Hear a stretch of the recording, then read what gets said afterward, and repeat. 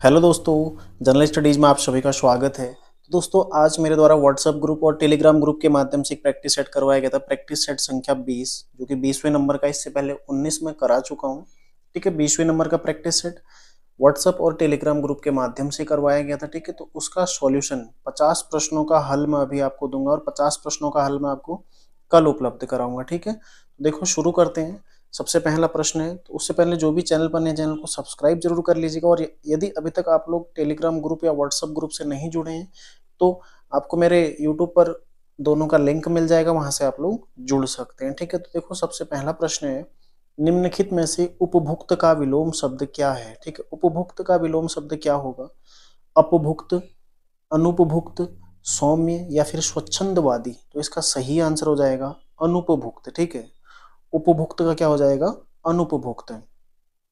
अगला देखो, निम्न में से कौन शुद्ध वर्तनी नहीं है? आपको शुद्ध वर्तनी बतानी है। देखो कौन सी नहीं है? श्रृंगार, शूर्पणखा, मैथिली शरण या फिर अध्ययन। तो इसका सही आंसर हो जाएगा श्रृंगार। ठीक है, श्रृंगार को कैसे लिखते हैं? देखो श्रृंगार इस तरह से लिखा जाता है। ठीक है, यहाँ पर अंक की मात्रा भी आएगी ऊपर से। तो इसमें जो रॉ लगा है नीचे को, ये वाला रॉ, ये रॉ इसमें प्रयुक्त नहीं होता है। अगला देखो, दीवारों पर बने चित्र क्या कहलाते हैं? तो क्या कहलाते हैं? स्तंभ चित्र कहलाते हैं, या फिर कूट चित्र कहलाते हैं, या फिर भित्ति चित्र कहलाते हैं, या भित्तिक कहलाते हैं। तो इसका सही आंसर हो जाएगा विकल्प सी। ठीक है, भित्ति चित्र कहलाते हैं। अगला देखो, निम्नांकित में तद्भव शब्द है, यानी कि तद्भव शब्द आपको इसमें बताना है। ठीक है, बाकी तीन क्या होंगे इसमें? तत्सम होंगे।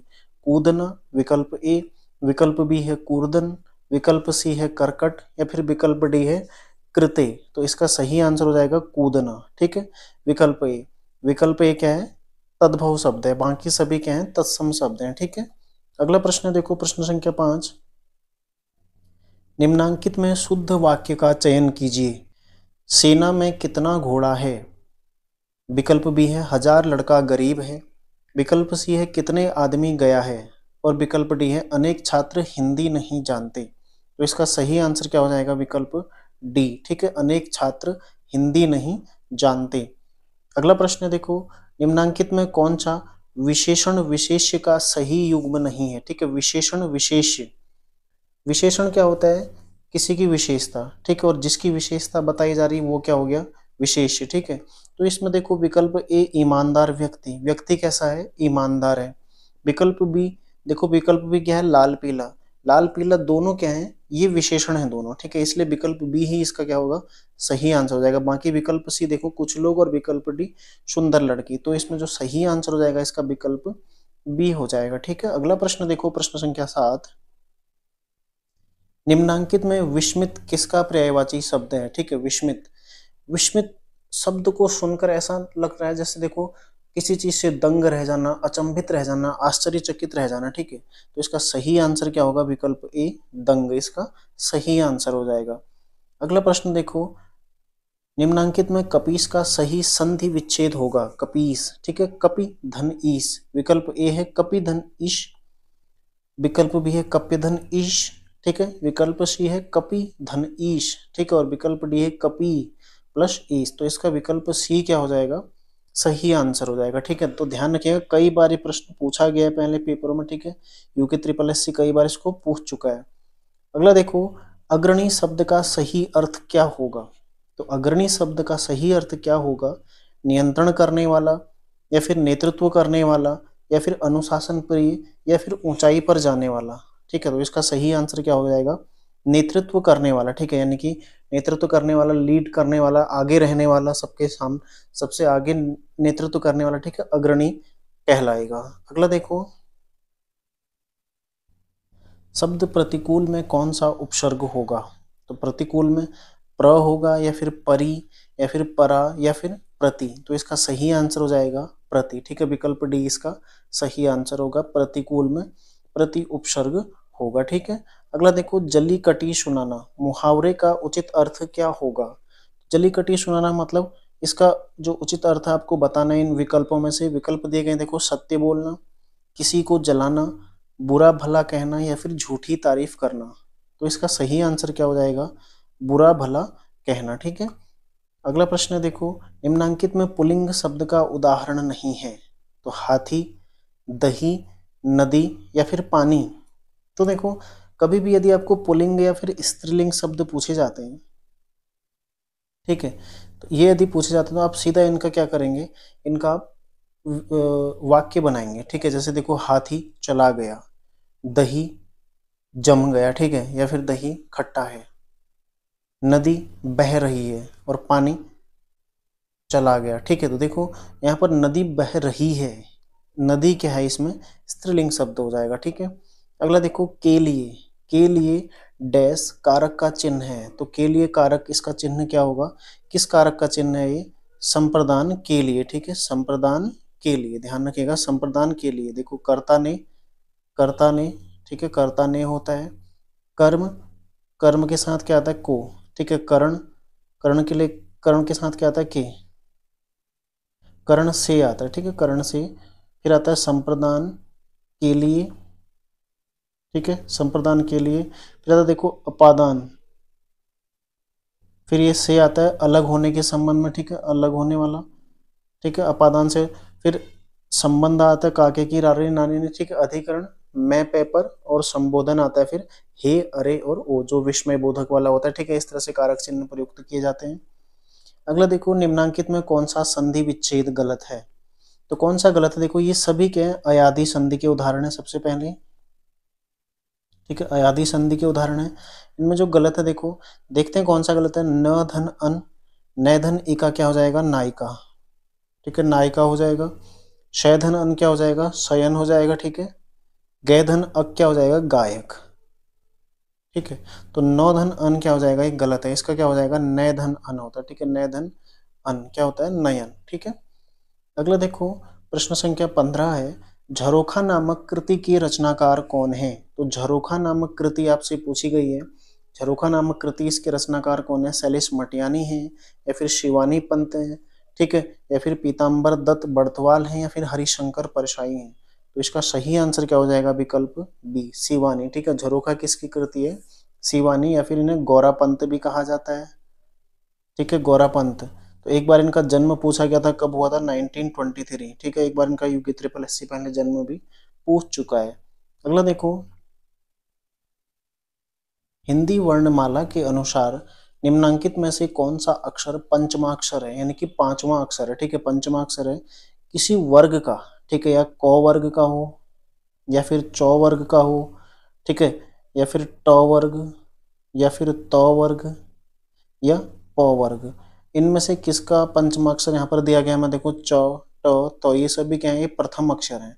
तो इसमें जो सही आंसर हो जाएगा वो कौन हो जाएगा, ण, ठीक है। ट वर्ग का पांचवा अक्षर कौन सा हो जाएगा, ण, ठीक है।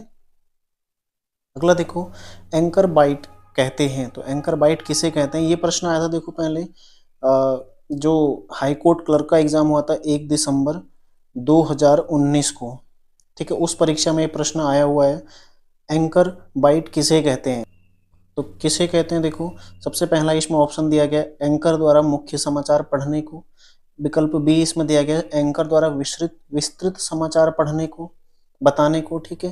तीसरा जो ऑप्शन दिया गया इसमें देखो एंकर द्वारा किसी समाचार की पुष्टि हेतु वीडियो या कथन दिखाने को, और ऑप्शन डी है इनमें से कोई नहीं। तो इसका सही आंसर क्या हो जाएगा, विकल्प सी, ठीक है, एंकर द्वारा किसी समाचार की पुष्टि हेतु वीडियो या कथन दिखाने को, ठीक है, इसका सही आंसर हो जाएगा। अगला देखो प्रश्न संख्या 18 है, वह मनुष्य नहीं देवता है, इस वाक्य में रेखांकित शब्द है, रेखांकित शब्द जो ये इसमें वह रेखांकित शब्द दिया गया ये क्या है, ये आपसे पूछा गया। देखो विकल्प ए है पुरुषवाचक सर्वनाम, विकल्प बी है निजवाचक सर्वनाम, विकल्प सी है निश्चयवाचक सर्वनाम, या फिर विकल्प डी है संबंधवाचक सर्वनाम, ठीक है। तो इसका सही आंसर हो जाएगा विकल्प सी निश्चयवाचक सर्वनाम है, ठीक है। अगला देखो निरुपमा सूर्यकांत त्रिपाठी की किस विधा की रचना है, तो निरुपमा सूर्यकांत त्रिपाठी निराला जी की रचना है सबसे पहले तो, ठीक है, और किस विधा की रचना है, उपन्यास है, ठीक है, उपन्यास उनका उपन्यास है, ठीक है। अगला देखो काठ का सपना कहानी संग्रह के रचनाकार कौन है, तो काठ का सपना किसकी रचना है, गजानन माधव मुक्तिबोध की है, या फिर प्रेमचंद की है, या फिर मंगलेश डबराल की है, या राजेश जोशी की है। तो इसका सही आंसर क्या है, गजानन माधव मुक्तिबोध, ठीक है। काठ का सपना किसके द्वारा रचित है, गजानन माधव मुक्तिबोध के द्वारा, ठीक है। तो ये हो गया देखो हिंदी वाला पार्ट। आसान था, ज़्यादा टफ नहीं था, कम से कम 15 से 16 नंबर सभी जो भी तैयारी करने वाले हैं उनके आने चाहिए, ठीक है। किसी के तो 20 में से 20 भी आ सकते हैं, क्योंकि बहुत आसान पेपर इसमें मेरे द्वारा सेट किया गया है, हिंदी वाला पार्ट, ठीक है। आगे देखते हैं, देखो भाग 2, जिसमें हम सामान्य ज्ञान और सामान्य अध्ययन से संबंधित 40 प्रश्नों को देखेंगे। आज इसके हम 30 प्रश्न देखेंगे, ठीक है, बाकी लास्ट के 50 प्रश्न हम अगली क्लास में देखेंगे। अगला देखो प्रश्न संख्या 21 है, भारतीय मानक समय रेखा एवं कर्क रेखा आपस में किस राज्य में मिलते हैं, ठीक है, किस राज्य में मिलते हैं? मध्य प्रदेश में मिलते हैं, या फिर झारखंड में मिलते हैं, छत्तीसगढ़ में मिलते हैं, या फिर उड़ीसा में मिलते हैं, ठीक है। इसका सही आंसर क्या हो जाएगा? छत्तीसगढ़।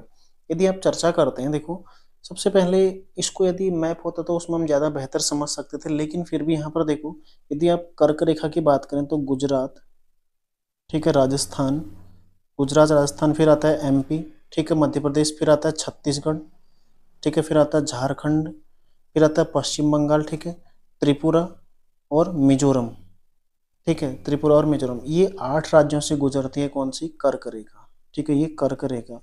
यदि आप आईएसटी जो रेखा है उसकी बात करें, मेन जो भारत की समय रेखा है, सबसे पहले यूपी में, ठीक है, एमपी, छत्तीसगढ़, फिर आते देखो ओडिशा, ठीक है, और आंध्र प्रदेश। इन 5 राज्यों से होकर गुजरती है हमारी जो मुख्य समय रेखा है, ठीक है, ध्यान रखिएगा इसको। तो इनमें जो छत्तीसगढ़ राज्य है, यहाँ पर ये दोनों रेखाएं आपस में मिलती हैं, मतलब यदि आप देखें तो इस तरह से ये ऊपर की रेखा और इस तरह से ये मिलन बिंदु है, इन दोनों का मिलन बिंदु वो कहाँ पर आता है? छत्तीसगढ़ राज्य में, ठीक है, छत्तीसगढ़ में मिलते हैं दोनों, ये आपने ध्यान रखना। अच्छा प्रश्न है, आपसे कभी पूछा जा सकता है भविष्य में। अगला प्रश्न देखो, खजुराहो के मंदिरों का निर्माण किस वंश के शासकों ने कराया था? तो इसका सही आंसर क्या हो जाएगा? देखो विकल्प ए चोलों ने, विकल्प बी चंदेलों ने, विकल्प सी चौहानों ने, या फिर विकल्प डी चेरों ने। तो इसका सही आंसर क्या हो जाएगा? चंदेलों ने, ठीक है। अगला देखो, संसार के सर्वाधिक महत्वपूर्ण मत्स्य क्षेत्र उन क्षेत्रों में पाए जाते हैं जहां उष्ण व शीत वायुमंडलीय धाराएं मिलती हैं, नदियों द्वारा प्रचुर मात्रा में ताजा जल लाया जाता है, गर्म तथा शीत सागरीय धाराएं मिलती हैं, या फिर महासागरीय कटक स्थित हैं। तो इसका सही आंसर क्या हो जाएगा? विकल्प सी, ठीक है, विकल्प सी इसका सही आंसर हो जाएगा। जब द 5 मिनट्सों में महासागरीय जलधाराएं आएंगी, मैं वहां पर समझाऊंगा आपको इसको पूरा, ठीक है। अगला देखो, कैलिफोर्निया में स्थित मृत घाटी किसका उदाहरण है? जो डेथ वैली है कैलिफोर्निया में स्थित है, सबसे पहला तो ये प्रश्न बन गया, कहाँ स्थित है? कैलिफोर्निया में, ठीक है। कैसी घाटी है? रिफ्ट वैली है, ठीक है, भ्रंश घाटी जिसे बोलते हैं, हिंदी में इसको क्या बोलते हैं? भ्रंश घाटी, ठीक है, भ्रंश घाटी का उदाहरण है। अगला देखो, रियो सम्मेलन की सिफारिशों को किस नाम से जाना जाता है? सबसे पहले रियो सम्मेलन कब हुआ था? 22 अप्रैल 1992 को, ठीक है, रियो सम्मेलन हुआ था। इसी उपलक्ष्य में 22 अप्रैल को हम प्रतिवर्ष पृथ्वी दिवस मनाते हैं। तो इसमें जो सिफारिशें की गई थी उन्हें क्या कहा जाता है? एजेंडा 21, ठीक है, ध्यान रखिएगा, काफी महत्वपूर्ण है, एजेंडा 21 इसको कहा जाता है, ठीक है। अगला देखो, भारत के महान्यायवादी पद को कौन सा अधिकार प्राप्त नहीं है? जो भारत के महान्यायवादी हैं जिनका उल्लेख किसमें मिलता है? 76 में। नियुक्ति कौन करता है? राष्ट्रपति, ठीक है, राष्ट्रपति नियुक्ति करता है।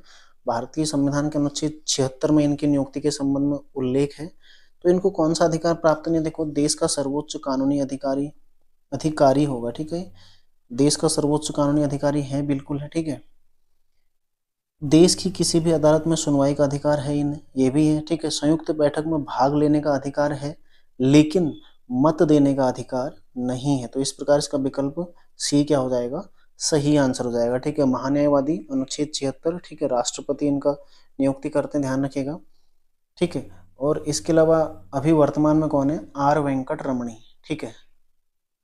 अगला है देखो, देश में किसी क्षेत्र को अनुसूचित क्षेत्र घोषित करने का अधिकार किसे प्राप्त है? तो किसे प्राप्त है? किसी भी क्षेत्र को यदि अनुसूचित क्षेत्र घोषित करना है तो यह अधिकार किसे प्राप्त है? संसद को, ठीक है। भारत में यह अधिकार किसको प्राप्त है? संसद को प्राप्त है। अगला देखो, किस देश से भारत में अवशिष्ट शक्तियों का सिद्धांत लिया गया? ठीक है, अवशिष्ट शक्तियां किस देश से ली गई हैं? देखो, सबसे पहले तो 3 अनुसूची हैं, संघ सूची, राज्य सूची और समवर्ती सूची, ठीक है, 3 अनुसूचियां। उसके अलावा जो अवशिष्ट शक्तियां हैं, ये सिद्धांत कहाँ से लिया गया है हमारे संविधान में? कनाडा के संविधान से, ठीक है, कनाडा के संविधान से ये शक्तियां ली गई हैं। अगला देखो, किसी पदाधिकारी द्वारा अपने सार्वजनिक कर्तव्य का पालन न करने पर कौन सी रिट जारी की जाती है, ठीक है, तो कौन सी रिट जारी की जाती है? देखो, परमादेश है, बंदी प्रत्यक्षीकरण है, प्रतिषेध है, या फिर अधिकार परीक्षा है। तो इसका सही आंसर क्या हो जाएगा? परमादेश, ठीक है, परमादेश जारी की जाती है। भारतीय संविधान का जो अनुच्छेद 32 है, ठीक है, 5 प्रकार की रिटें उसमें जारी होती हैं। सबसे पहला कौन सा है? बंदी प्रत्यक्षीकरण, ठीक है, बंदी प्रत्यक्षीकरण। दूसरी है देखो परमादेश, ठीक है। तीसरी क्या है? प्रतिषेध लेख, ठीक है। चौथी क्या है? उत्प्रेषण। और लास्ट क्या है? अधिकार परीक्षा, ठीक है। तो अधिकार परीक्षा और परमादेश लगातार पूछी जाते हैं, कई बार पूछी जा चुकी हैं, ठीक है। भारतीय संविधान के अनुच्छेद 32 में ये रिटें जारी की जाती हैं। अगला देखो, तानसेन का मकबरा कहाँ स्थित है? तानसेन का मकबरा ग्वालियर में, ठीक है, ध्यान रखिएगा, तानसेन का मकबरा कहाँ है? ग्वालियर में, ठीक है। अगला देखो, अपनी उदारता के कारण किस शासक ने कलंदर की उपाधि से प्रसिद्धि प्राप्त की थी? तो अपनी उदारता के कारण किस शासक ने कलंदर की उपाधि ली थी? देखो, किसने ली थी? बाबर ने ली थी, बलबन ने ली थी, अकबर ने ली थी, या फिर औरंगजेब ने ली थी, ठीक है। इसका सही आंसर क्या हो जाएगा? बाबर, जो कि भारत में, ठीक है, भारत में मुगल वंश का संस्थापक कौन था? मुगल वंश का संस्थापक, ठीक है, कौन था? बाबर था। तो बाबर ने ही 1526 में मुगल वंश की स्थापना की थी, ठीक है। और 1526 में कौन सा युद्ध हुआ था?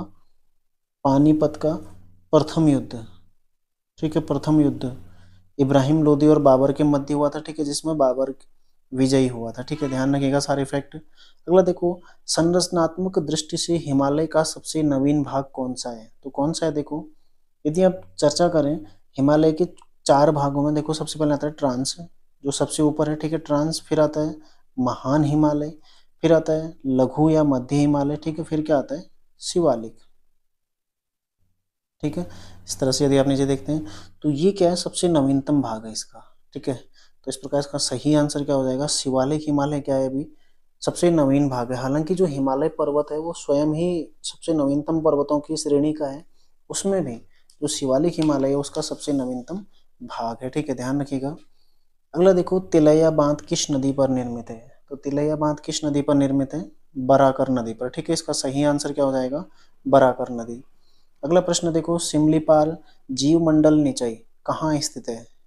ठीक है, जीवमंडल निचय कहाँ पर स्थित है? छत्तीसगढ़ में है, उड़ीसा में है, आंध्र प्रदेश में है, या फिर मिजोरम में है? तो इसका सही आंसर क्या हो जाएगा? उड़ीसा।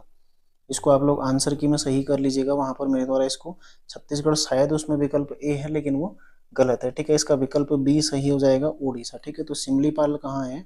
उड़ीसा में। यदि आपसे पूछे सिमलीपाल राष्ट्रीय उद्यान, ये भी कहाँ है? उड़ीसा में, ठीक है, वही है, उड़ीसा में स्थित है। जो छत्तीसगढ़ में वो कौन सा है? अचानक मार, ठीक है, अचानक मार छत्तीसगढ़। देखो, 3 बहुत बार पूछे गए जिसमें एक अचानक मार है, एक नोकरेक पड़ता है जो कि मेघालय में, और एक ही सिमलीपाल कहाँ है? उड़ीसा में। तीनों कई बार पहले पूछे जा चुके हैं। अगला देखो, राज्यों के बीच जल संबंधी विवादों का निर्णयन किस अनुच्छेद में वर्णित है?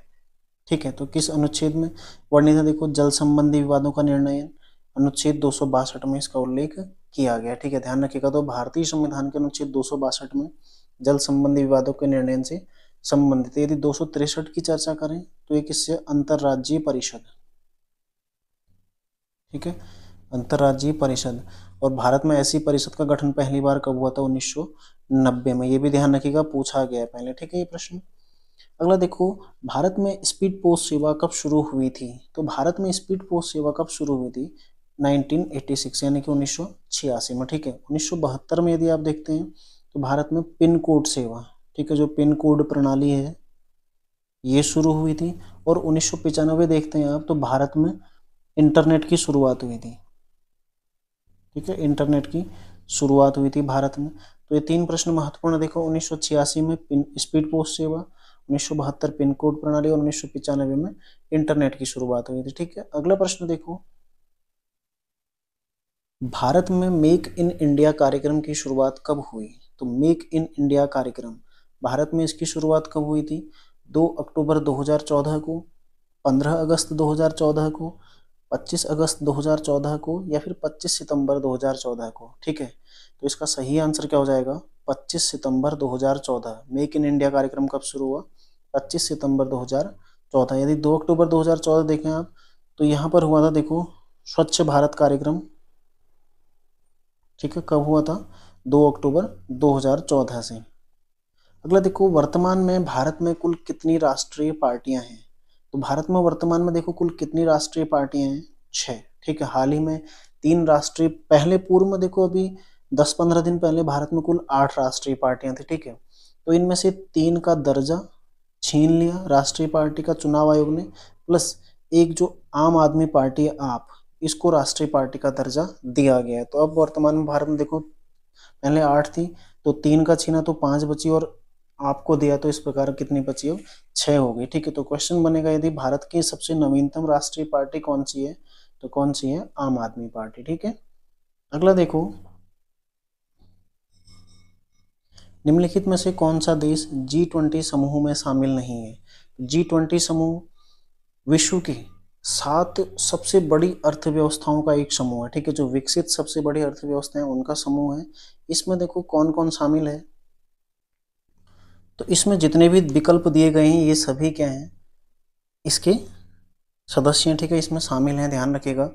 जो रूस, पहले इसमें रूस भी शामिल था, उसको हटा दिया गया था, 2014 में रूस को हटा दिया गया था, लेकिन इसमें जो सभी विकल्प दिए गए हैं वो भी सभी विकल्प इसमें शामिल हैं। ठीक है, तो इस प्रकार ये प्रश्न डिलीट मान लो, या फिर सभी देखो, प्लस ये 4 तो हैं, ब्रिटेन, कनाडा, फ्रांस और जापान। ठीक है, प्लस जर्मनी, इटली, और इसमें एक और हो जाएगा अमेरिका। ठीक है, Germany plus Italy plus America.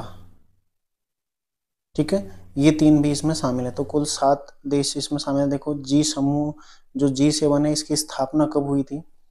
1975 में। ठीक है, 1975 में इसकी स्थापना हुई थी, और 1998 में इसमें रूस भी शामिल हुआ था, जिसको 2014 में इससे हटा दिया गया। तो वर्तमान में जो टॉप 7 देश हैं वो इसमें शामिल है। ठीक है, ध्यान रखिएगा, चीन इसका हिस्सा नहीं है, क्योंकि चीन में जो प्रति व्यक्ति आय जनसंख्या ज्यादा है, इसलिए उसके प्रति व्यक्ति आय अन्य की अपेक्षा कम है। ठीक है, अगला देखो, कंप्यूटर की भौतिक बनावट कहलाती है। भौतिक बनावट मतलब जिन चीजों को हम छू सकते हैं प्रत्यक्ष रूप से। ठीक है, प्रत्यक्ष छू सकते हैं, देख सकते हैं, वो क्या है? हार्डवेयर। ठीक है, क्या कहलाते हैं वो? हार्डवेयर। अगला देखो, निम्नलिखित में से कौन सा एक ऑपरेटिंग सिस्टम है? डॉट नेट, जावा, माया, या फिर यूनिक्स? तो इसका सही आंसर क्या हो जाएगा? यूनिक्स। ठीक है, यूनिक्स क्या है? एक ऑपरेटिंग सिस्टम है। अगला देखो, निम्नलिखित में से कौन अंतिम मौर्य सम्राट था? तो अंतिम मौर्य सम्राट कौन था? बृहद्रथ। ठीक है, बृहद्रथ अंतिम मौर्य सम्राट था। इससे पहले जो सबसे पहला मौर्य सम्राट था कौन था? चंद्रगुप्त मौर्य। ठीक है, चंद्रगुप्त मौर्य जो कि काफी महानतम शासकों में से एक था। ठीक है, इसी के द्वारा मौर्य साम्राज्य की स्थापना की गई थी। साथ ही देखो, सम्राट अशोक जो था वो भी मौर्य सम्राट, मौर्य वंश का ही एक शासक था। ठीक है, ध्यान रखिएगा। अगला देखो, हाल ही में आर्यन कैपिटल द्वारा जारी पासपोर्ट इंडेक्स 2023। ठीक है, 2023 में जारी किया गया, हाल ही में 2023। ठीक है, इसमें भारत की रैंक क्या है? देखो 144। ठीक है, इसका सही आंसर क्या है? 144। सूचकांक लगातार परीक्षाओं में पूछे जाते हैं, तो इसलिए काफी महत्वपूर्ण सवाल हो जाता है। ठीक है, अगला प्रश्न देखो, हाल ही में किस तिथि को पहली बार अंतर्राष्ट्रीय शून्य अपशिष्ट दिवस मनाया गया? तो पहली बार अंतर्राष्ट्रीय शून्य अपशिष्ट दिवस, मार्च महीने का करंट अफेयर्स मेरे द्वारा आपको लिखाया गया है, वहां पर ये चीज मैंने आपको लिखा रखी है। देखो, शून्य अपशिष्ट दिवस उद्देश्य क्या होगा? जो भी कचरा प्रबंधन है, ठीक है, कचरा प्रबंधन, उस पर कार्य करना इसका क्या है? उद्देश्य। तो पहली बार किस तिथि को मनाया गया है? 30 मार्च को। ठीक है, जो भी पहली बार यदि कोई चीज होती है ना, तो काफी महत्वपूर्ण हो जाती है। ठीक है, तो पहली बार ये दिवस मनाया गया अंतर्राष्ट्रीय शून्य अपशिष्ट दिवस, ये भी क्या है? काफी महत्वपूर्ण है। अगला देखो, अंतर्राष्ट्रीय हाल ही में विश्व महिला मुक्केबाजी चैंपियनशिप 2023 का आयोजन किस देश में किया गया था? ठीक है, तो विश्व महिला मुक्केबाजी चैंपियनशिप 2023, इसका आयोजन किस देश में किया गया था? भारत में। ठीक है, भारत की नई दिल्ली में इसका आयोजन हुआ था। काफी महत्वपूर्ण इंपॉर्टेंट सवाल है। ठीक है, ध्यान रखिएगा इसको। अगला देखो, गुप्त काल में जारी की गई स्वर्ण मुद्राएं, ठीक है, किस नाम से उन्हें जाना जाता था?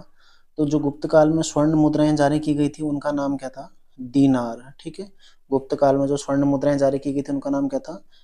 दीनार था, ठीक है। इसके अलावा रूप्य का भी थी, चांदी की मुद्राएं, रूप्य का, ठीक है। ये प्रश्न पहले पूछा गया, रूपक या रूप्य का, ठीक है। अगला देखो, किसके द्वारा महिला प्रीमियर लीग 2023 का खिताब जीता गया?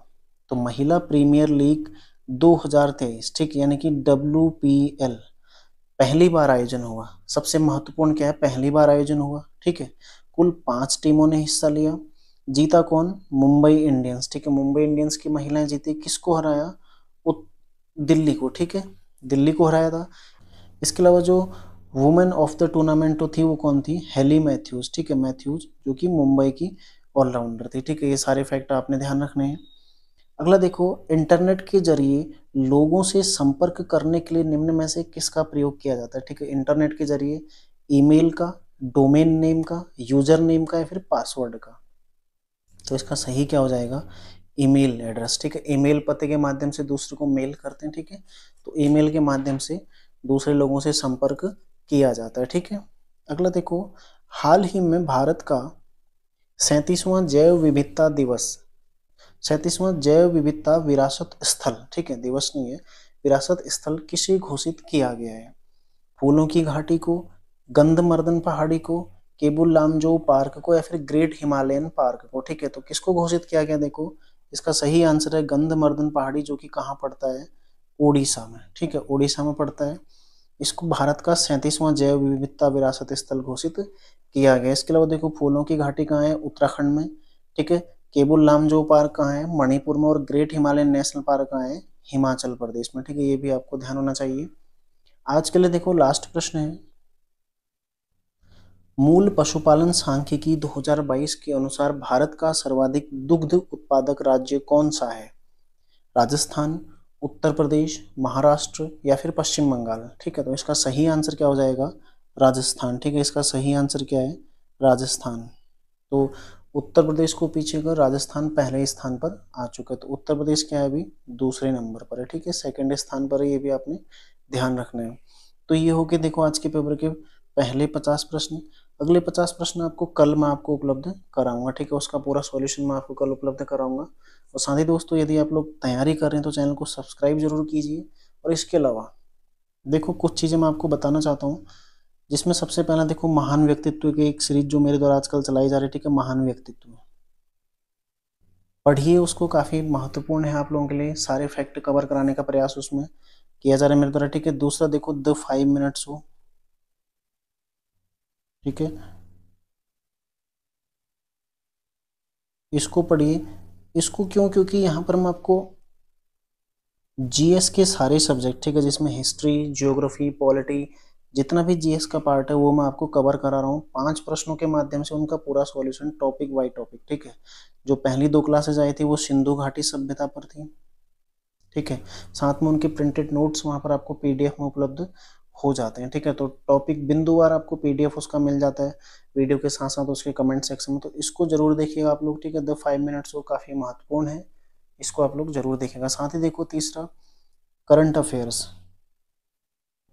करंट अफेयर्स आपने देखा ही है, हाल ही में काफी महत्वपूर्ण हो गया उत्तराखंड की परीक्षाओं के लिए, ठीक है। तो उत्तराखंड करंट अफेयर्स मेरे द्वारा डेली करंट अफेयर्स शुरू किया गया, ठीक है। तो इसको आप लोग देखें, यहाँ से भी काफी सारे प्रश्न आपके आगे परीक्षाओं में बनेंगे, ठीक है। तो इन चीज़ों को आप लोग देखिएगा जरूर। मिलते हैं नेक्स्ट क्लास में, तैयारी आप लोग करते रहिए। धन्यवाद।